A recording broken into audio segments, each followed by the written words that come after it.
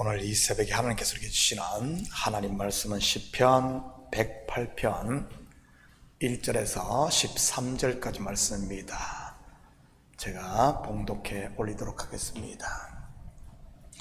하나님이여 내 마음을 정하였사오니 내가 노래하며 나의 마음을 다하여 찬양하리로다.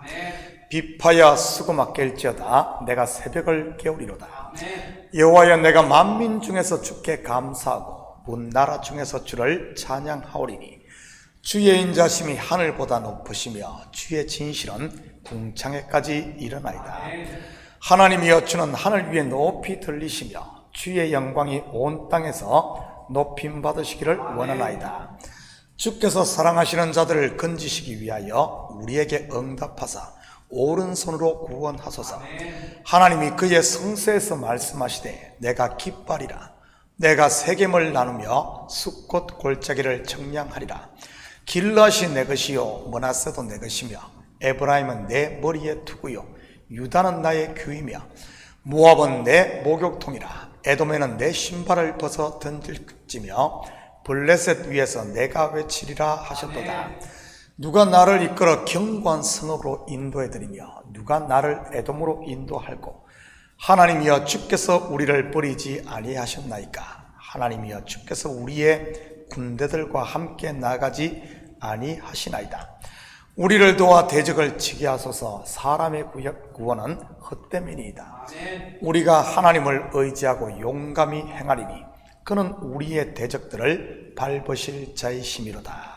아멘. 좋은 아침입니다. 목회를 하면 가장 힘든 때가 언제인 줄 아십니까? 바로 두 가지를 놓고 마음을 정하지 못한 때인 것입니다. 이것은 비단 목회뿐만 아니라 우리의 삶의 현장에서도 마찬가지인 것이고요. 예를 들면 학생들에게 가장 힘든 때가 언제겠습니까? 대학 진학을 앞두고 어디를 선택해야 할지 갈등할 때일 것입니다. 이 학교를 가자니 저것이 아깝고 저 학교를 가자니 이 학교가 아깝고 말이지. 비즈니스를 해도 마찬가지 아닙니까?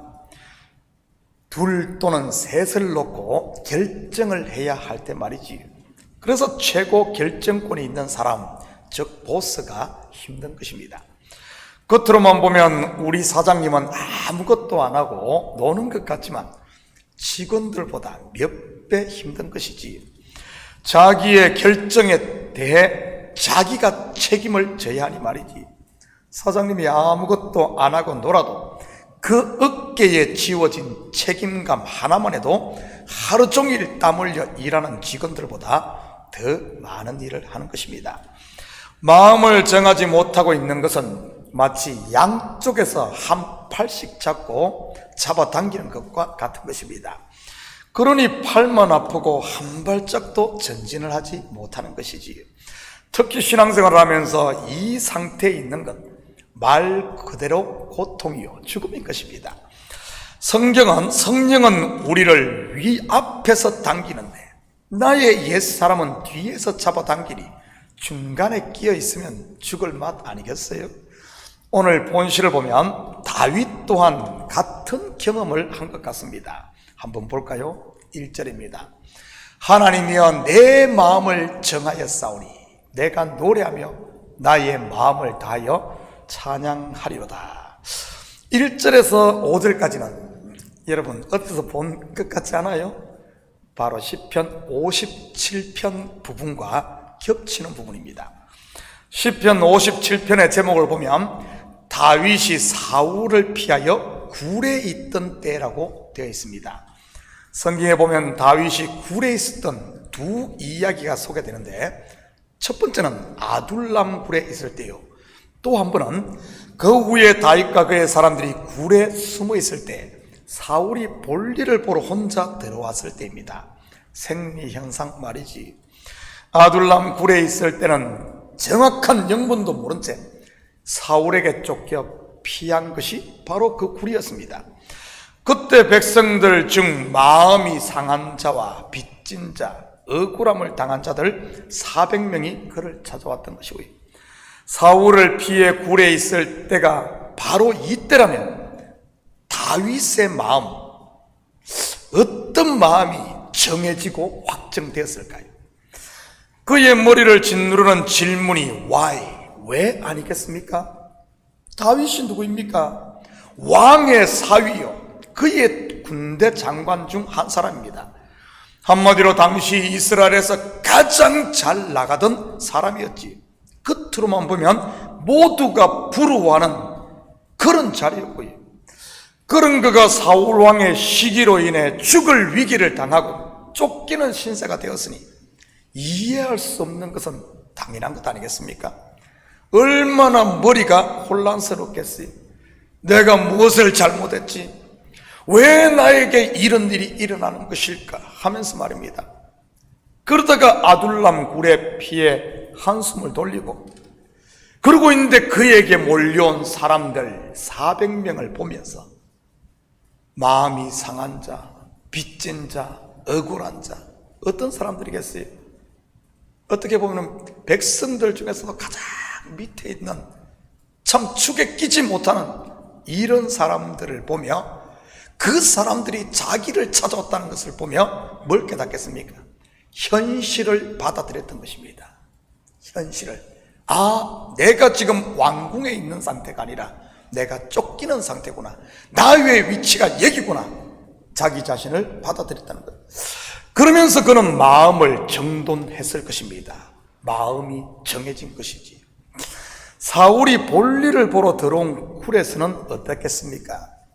함께 있는 사람들은 이때가 사울왕을 죽일 하나님이 주신 절호의 찬스라고 그를 부추겼으니 말이지. 사실 다윗이 도망자가 되어 쫓기는 이유가 무엇입니까? 바로 사울왕의 시기 질투 아닙니까? 사울만 죽이면 모든 상황이 종료되는 그런 것입니다. 그것도 자기와 함께 있는 사람들은 400명이에요. 사울은 홀로 굴 속에 들어와 있으니 말이지. 거기다가 볼일 보러 온 사람 완전 무방비 상태 아니겠어요? 아무리 다윗이라고 할지라도 그도 사람인데 왜 갈등이 없었겠습니까? 죽일까 말까? 다윗의 결정이 무엇이었습니까? 하나님께 기름 부음 받은 자를 죽이지 않는 것이었습니다. 이것은 단순히 사울을 죽이고 죽이지 않고의 문제를 넘어 하나님의 주권에 대한 신앙의 결단이었던 것입니다. 하나님이 세운 사람, 하나님께 맡기는 것 말이지. 그리고 그는 사울을 살려보냅니다. 함께한 400명의 사람들 가만히 있었을까요? 아마 힘들고 어려울 때마다 두고두고 다윗을 원망했을 겁니다. 그때 죽이지 않아서 우리가 이런 생고생을 한다고 말이지. 그런데 하나님의 마음은 어땠겠습니까? 아마 아브라함이 모리아산에서 아들 이삭을 번제로 잡아 바칠 때와 같은 마음이었을 것입니다. 그 장면 한번 볼까요? 창세기 22장 11절 12절입니다. 여호와의 사자가 하늘에서부터 그를 불러 이르시되 아브라함아 아브라함아 하시는지라. 아브라함이 이르되 내가 여기 있나이다 하매 사자가 이르시되 그 아이에게 내 손을 대지 말라. 그에게 아무 일도 하지 말라. 내가 내 아들 내 독자까지도 내게 아끼지 아니하였으니 내가 이제야 네가 하나님을 경외하는 줄을 아노라. 이제 됐다. 이제는 내가 네 마음을 알겠다. 하나님의 마음 아무태 하셨을 것입니다. 그러면서 이렇게 하지 않았겠어요? 패스, 합격. 다윗이 마음을 정했을 때도 아마 하나님의 마음이 마찬가지였을 겁니다. 합격. 그래서 다윗이 노래하고 마음을 다하여 찬양한 것이고요. 2절입니다. 비파야 수고마 깰지어다 내가 새벽을 깨우리로다. 여기서 새벽은 어떤 새벽이겠어요? 욥으로 예를 들자면 귀로만 듣던 신앙에서 눈으로 보는 신앙의 세계를 말하는 것 아니겠어요? 새로운 세계의 아침이 열린 것이지. 율법 신앙에서 은혜 신앙으로의 전환, 바로 새로운 날의 시작, 새벽 말입니다. 성경에서 저녁 곧 밤은 율법 아래 종로로 타는 것을, 그리고 아침 곧 낮은 은혜 언약 아래에서의 자유함을 말하는 것이니까요. 내가 하는 것이 아닌 이제는 하나님께 온전히 맡기는 것 말입니다. 3절 4절입니다. 여호와여, 내가 만민 중에서 주께 감사하고 뭇 나라 중에서 주를 찬양하오리니 주의 인자심이 하늘보다 높으시며 주의 진실은 궁창에까지 이르나이다. 여러분, 스케일 자체가 완전히 다르지 않습니까? 만민 중에서 감사하고 문 나라 중에서 찬양을 하니 말이죠. 그런데 그의 현실은 어떻습니까? 사울을 피해 굴 속에 있는 것입니다. 몸은 쫓기고 있는데 그의 영혼은 자유함을 얻은 것이지. 이것이 신앙의 참맛 아니겠어요? 매임에서 벗어나는 것 말입니다. 마음을 정할 때 말이지. 저는 우리 식구들이 하나님의 말씀에 순종하는 결단, 곧 마음의 정함을 통해 하늘의 자유를 맛보며 살 수 있기를 축복합니다. 스스로 판 굴 무덤 속에 갇혀 영원히 어둠 속에 살지 마시고요. 7절 8절입니다. 하나님이 그의 성소에서 말씀하시되 내가 깃발이라 내가 세겜을 나누며 숲꽃 골짜기를 청량하리라.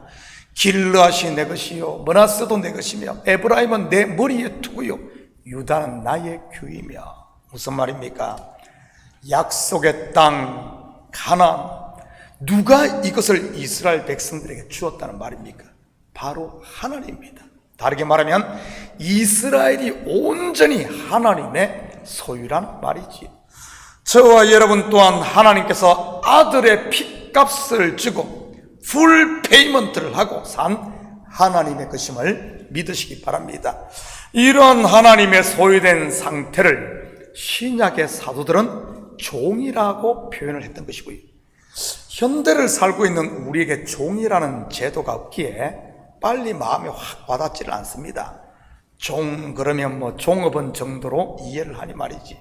그런데 당시 종은 지금 우리가 생각하는 그런 직원이나 종업원이 아닙니다. 전적인 주인의 소유물인 것이지.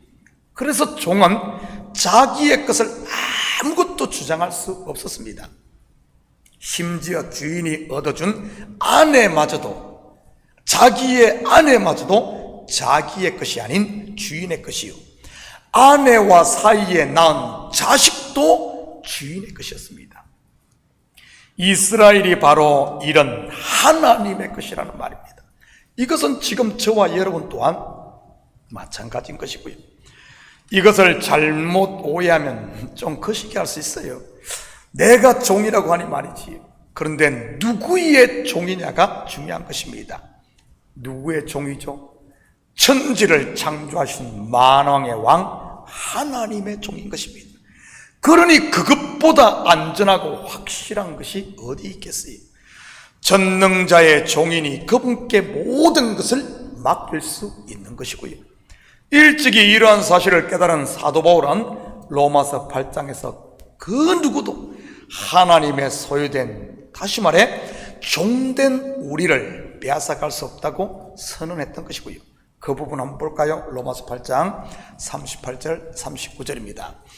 내가 확신하노니 사망이나 생명이나 천사들이나 권세자들이나 현재 일이나 장래 일이나 능력이나 높음이나 깊음이나 다른 어떤 피조물이라도 우리를 우리 주 그리스도 예수 안에 있는 하나님의 사랑에서 끊을 수 없으리라. 이 확신이 있는 사람에게 왜 은혜와 평강, 자유함이 없겠습니까? 저도 하나님께 마음을 정하노니 그렇게 자유할 수가 없어요. 왜냐하면 죽어도 결국은 주를 위한 죽음이기에 하나님이 기뻐할 것이, 살아도 주를 위해 사니 그 또한 하나님이 절구할 테니 말이지. 잘 돼도 못 돼도 하나님이 기뻐하시고 그분이 영광 받으시면 되는 것 아니겠어요? 나는 잘 됐는데 하나님이 기뻐하지 않는다? 이건 나띵인 것이지. 다윗은 지금 이런 확신을 가지고 하나님께 도움을 간구하고 있는 것입니다. 12절 13절입니다. 우리를 도와 대적을 치게 하소서. 사람의 구원은 헛되이니이다. 우리가 하나님을 의지하고 용감히 행하리니 그는 우리의 대적들을 밟으실 자이미로다. 믿음의 싸움은 결국 자기와의 싸움인 것입니다. 내 속에 있는 두 마음 중 하나를 십자가에 못 박는 것 말이지. 여러분은 어떤 마음을 버리겠습니까? 자기의 배를 위하는 육신의 마음, 그 생각입니까? 아니면 하나님을 쫓는 영의 생각입니까?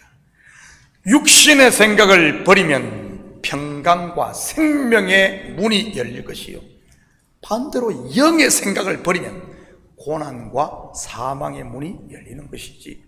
사랑하는 성도 여러분, 오늘 하루도 오직 영의 생각만을 붙들고 쫓음으로 하나님을 기쁘시게 하시고 그분이 우리에게 주신 은혜와 평강의 하나님의 나라를 마음껏 누리며 사는 이런 복된 하루 되시기를 예수님의 이름으로 축복합니다. 같이 기도합니다. 사랑의 아버지 하나님, 참으로 감사를 드립니다. 아버지 하나님, 우리의 마음이 혹시 두 마음을 가지고 갈등하고 있지 않습니까? 하나님, 이제는